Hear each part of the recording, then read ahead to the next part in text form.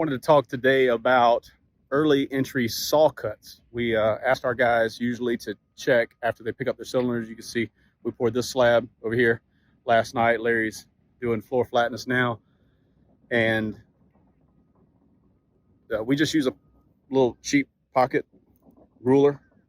These are on a 32nd scale to just double check the saw depth, because if it's less than 1 inch or so, it could crack or cause some early cracking. And we've had some instances where we've seen 1/4 inch saw depths and 1/2 inch saw depths, and this is after the cracking's already been noticed. And so had we checked that early on, maybe we could have prevented some of that. So now when we pick up the cylinders, we ask the guys just to check a few places. We don't report it or anything unless it's below and we notice something. We'll let the general contractor know, just so we can be proactive. But one of the things that's a little controversial about the saw depths is that ACI 302.R1, I believe, says it has to be a minimum of 1 inch for slabs up to 9 inches.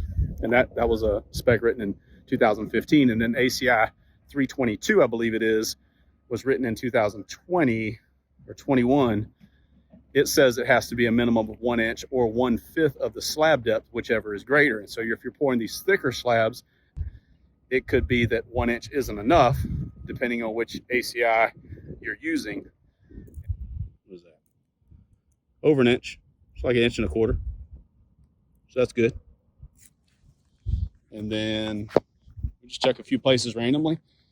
And this isn't to gripe on any contractor. It's just to make sure that if there's anything less than that, that one's 1.25 inches, 1.5 inches. So it's all good. And these guys do a really good job. We've had no problems, but I have had instances in previous places or previous slabs, that's 1.5 inches easy. I have had instances where they showed some cracking later on, and then we go back to check, and some of the saw depths are 3/4 inch, 1/2 inch. I've had some even 1/4 inch. And so we don't want to have that problem down the road. And so we'd rather just check here early. That's a solid 1.5 inches. So this one's all good. But if you haven't checked those on your sites, it's a good idea just to keep one of theirs. Like $2.